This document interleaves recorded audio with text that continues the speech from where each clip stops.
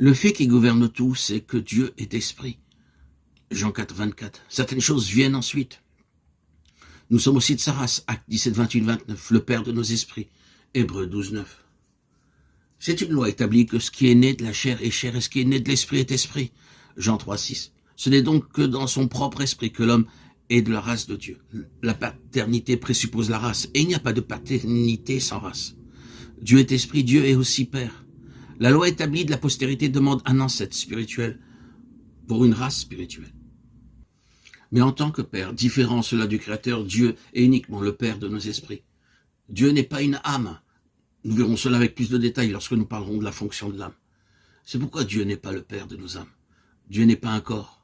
C'est pourquoi nos corps n'ont pas été engendrés de Dieu, mais créés. La parole de Dieu nous dit avec une clarté évidente que seul l'Esprit peut connaître l'Esprit.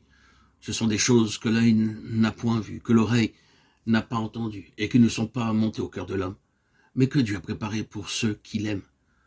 Dieu nous les a révélées par l'Esprit, car l'Esprit sonde tout, même les profondeurs de Dieu. En effet, qui sait ce qui est dans l'homme, sinon l'Esprit de l'homme qui est en lui? De même, aussi personne ne connaît ce qui est en Dieu, si ce n'est l'Esprit de Dieu. 1 Corinthiens 2, 9, 11.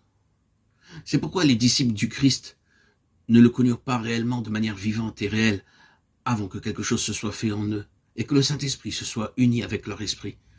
Il en est toujours ainsi. Seul l'Esprit peut adorer l'Esprit. L'heure vient, et elle est déjà venue, où les vrais adorateurs adoreront le Père en esprit et en vérité. Ce sont là les adorateurs que le Père demande.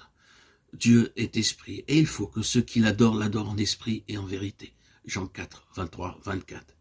Car c'est en nous, qui sommes la vraie circoncision, nous qui servons Dieu par l'Esprit de Dieu, qui nous glorifions en Jésus-Christ et qui ne mettons point notre confiance dans la chair. Philippiens 3, 3. Dans les deux passages qui précèdent, les mots vrai et vérité sont des mots qui établissent une distinction réelle. Si, comme l'affirment avec raison les psychologues, l'âme est le siège de la raison, de la volonté et des émotions, le culte des Juifs et des Samaritains n'en était pas dépourvu. Serait-il tout à fait juste de dire que tout cela était si mécanique et si dépouillé de sentiments qu'il ne s'y trouvait pas même le sentiment ou le sens d'un animal?